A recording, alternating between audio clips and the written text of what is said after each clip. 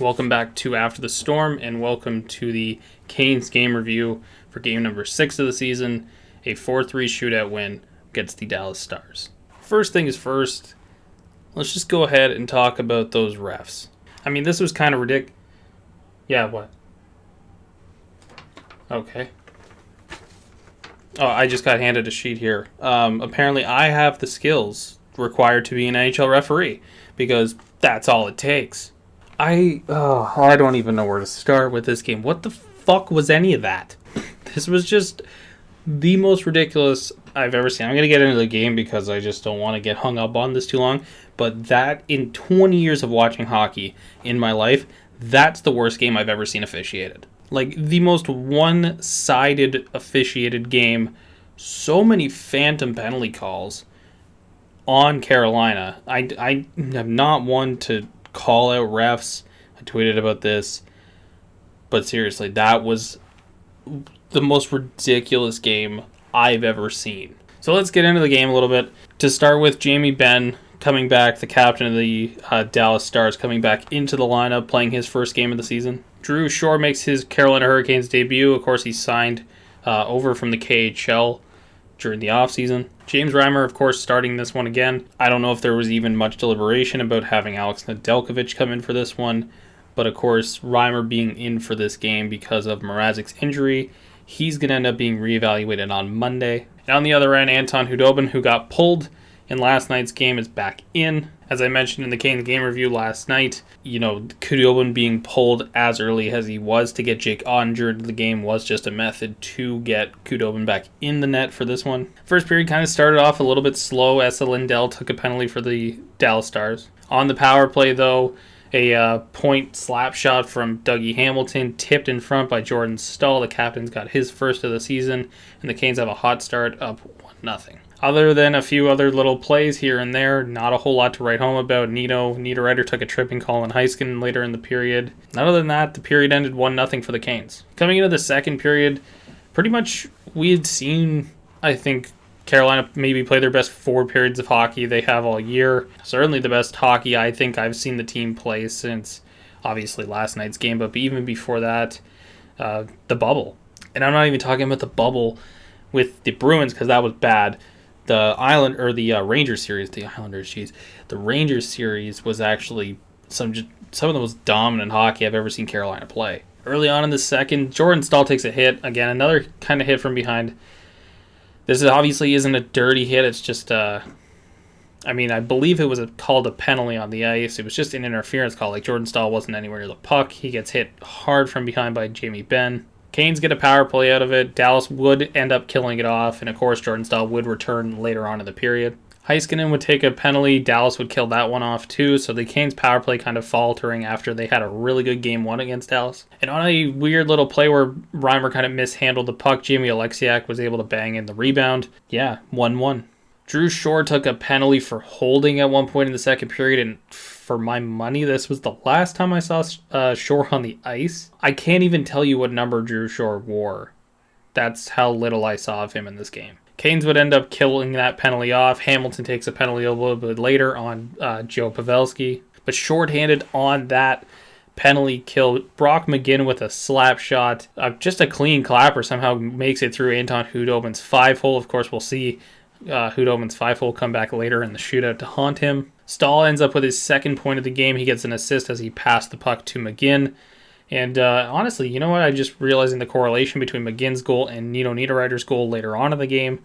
Both slap shots from the left side point. Second period ends 2-1 for the Canes. Everything's still looking pretty good. Even though Dallas kind of fought back, you definitely expect that in a game, like a 2-game season series. You're playing back-to-back nights against the same team. You're obviously going to see a different version of the team. They're going to be able to study film and rewatch what the mistakes they made in the previous game. They're going to be able to come back a whole lot better. And Dallas definitely came back a whole lot better in this one. Third period opens up, and it kind of, what was big was the game opened up. It really did, and this was a very bad period of hockey for the Canes. Svechnikov had an early chance, though. Man, I don't even know if we can say enough good things about Steve Lorentz. Man, he's just obviously a breath of fresh air to this locker room. Again, I talked about this in the last Canes game review. Man, it's these players, Lorentz, Geeky, coming in and playing as well as they have, they're making a really difficult decision on Rod Brendamore's part. And if I'm Rod Brendamore, I'm not throwing Fogle back into this lineup. And I think Lorentz has been better. I think he's just been better so far. I mentioned again in the last CGR that Martinook is the guy I put back in. He's character in the room. He plays hard. He plays the Kane style of hockey. I put him back in, but Fogle has been bad so far this season. I'm not looking to put Warren Fogle back into this lineup until I stop seeing such good things from Steven Lorentz. And Lorentz had this great play on Roope Hintz. As Roope Hintz was just, obviously he's a speedy winger. He was able to easily get around, but Lorentz reached right back, boom, clean stick check, knocked that puck off. Obviously, Hintz would have been in all alone. And as the game continued to open up, Kamano had this great chance. Reimer made a huge stop on him, though. And now let's get back to the friggin' refs. Oh, my God. Svechnikov goes wide on his offside against Heiskanen, goes around him, bodies him, gets a chance, and barely taps Anton Khudobin. And I mean barely taps. Like, this wasn't like he hit him and, look, that wasn't bad. No, this was, like, Khudobin lost no positioning. Don't even get me started about how the fact that Miro Heiskanen actually directs Svechnikov into Khudobin. And somehow this gets called as goaltender interference on Andrei Svechnikov. The worst part about all of this, as you guys can take a look right here, is Brett Finger found this tweet. This isn't even the first time this stupid play has happened. It's such a ridiculous call. It's not even goaltender interference by nature. It's not as if Svechnikov scored a goal on this play. There's no positional disadvantage for Khudobin. There wasn't a secondary chance. The puck was in the corner. There's no penalty on this friggin' play. Nevertheless, the Canes kill that penalty off. And right as soon as it expires, the momentum just swung here. The Canes stopped playing. And that was, again, I brought this up in the Detroit video.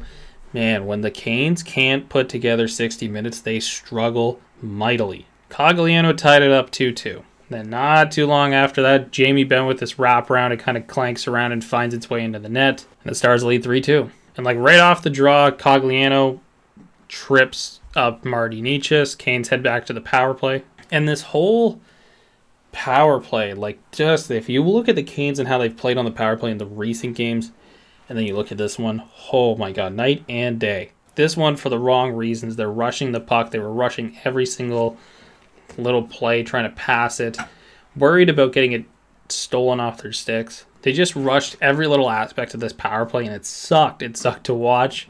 But toward the end, when that second unit really got out there, that was when this all started improving. And as I've kind of rung home a lot of times during the season, so far, the second unit to me has been the better unit, the one with the quarterback being Jake Gardner. And if you're not going to be able to score on a power play, the very least you want to do is be able to generate some momentum, get some shots on goal, get some chances, at least gets your feet moving and back into the game. And I thought the Canes did that on this. Of course, Dallas does kill off the penalty. But shortly after, a little kind of broken play. I didn't really expect much coming out of this one. But the puck gets chipped along. Nino's kind of, skating towards it on the left side and very close to where McGinn scored his shorthanded goal. Niederreiter slap shot, just kind of one-times the puck, really. Less of a slap shot, more of a one-timer. Puck goes off of Heiskanen's stick, I believe, or maybe it was along the ice. I didn't get a really good look at the replay. But I think the puck was either on edge or it deflects off of Heiskanen's stick. Either way, it gets over the shoulder of Anton Khudobin, perfectly under the bar. The Canes tie it up 3-3. And that would do it for regulation. We head to overtime, tied 3-3. Before we head into overtime, though, we got to commend the Canes for battling back at this one. A lot of the times we've seen this team just kind of collapse and fold it up when things start going wrong for them. This one, they used the power play. They got their feet back and moving. They were able to, quite easily, get back into this game. In OT, we get our second of two brutal penalties called on the Canes in this one. Dougie Hamilton did not hook Miro Heiskanen on this one. And Heiskanen also bumped into Reimer, so where's the goaltender interference penalty? Watching hockey, for me, I don't mind if the refs make bad calls. I mind if the game is not called evenly. So if you're going to call these stupid penalties on Svechnikov where he doesn't really make any contact with the goaltender that's detrimental to the player, detrimental to the goaltender himself, when that same play happens on the other side, call the damn thing. All we want as hockey fans is consistency with our refereeing. If there's too many times, and especially this season and how it's set up, we're going to have the same crews doing the same series. You're going to have a lot, and I mean, we've seen this with the Montreal Canadiens so far this year. Jesperi Kotkaniemi says something to a ref, and suddenly the Habs have 8 penalties called on them in the same game. It's just ridiculous. It baffles me. This officiating this year is really getting exposed for how bad it has been. So the Stars go to the power play. John Klingberg had really the only chance of this power play, a shot on, and I think Reimer got a rebound off of Jamie Benn as well. And right towards the end of overtime, Hayden Fleury, with probably his shift of the season so far, gets in behind the net, and he just decks Joe Pavelski. This was awesome. It was very clear that there has been a little bit of battle. If you'd watch the first game and you just kind of isolate Joe Pavelski loves to do stuff like sticking guys in the friggin' shins and cross-checking low on the back. Does not shock me for a player like Pavelski to be doing stuff like this, but the thing is he can get away with it, so he does it a lot. So Fleury decks Pavelski at one end, skates down to the other end, and Svechnikov actually has just this incredible pass across the ice, across the crease, across the hash marks, finds Fleury on the back door, but Anton Khudobin made his save of the game here to preserve a chance to win it in the shootout for the Dallas Stars. That's how OT ends. There would be no more opportunities, even though the Canes had the puck in the zone, and we head to the shootout. First up in the shootout, Dougie Hamilton. He dekes in, kind of gets Khudobin moving side to side. As a result, Hudobin's 5-hole opens up. Hamilton perfectly slides the puck in between there. Canes are up 1-0 in the shootout. Pavelski comes up. He's the first shooter for the Stars. He gets stopped by Reimer as he tries to go glove side. Svechnikov comes up, tries a deke move. He loses control of the puck. Easy stop for Khudobin. Radulov scores a nice one on the back end on his opportunity. Vincent Trocheck comes down, kind of goes way left, way wide. Comes in and snipes off the right side post and in. The Canes lead 2-1 in the shootout. And on the other side, Jamie Benn has to come back and score to keep the Dallas Stars alive. He comes down the left side, takes a shot. He was skating real quick, came in really hot from the left side dot, but stopped by Reimer. And the Canes win this one 4-3 in the shootout. Wrapping this game up before we get to some tweets. I thought the Canes had a great first and second period, but what had plagued them all season long was not playing a full 60, and it nearly cost them. I would say they probably played a solid 48 to 50 minutes in this one.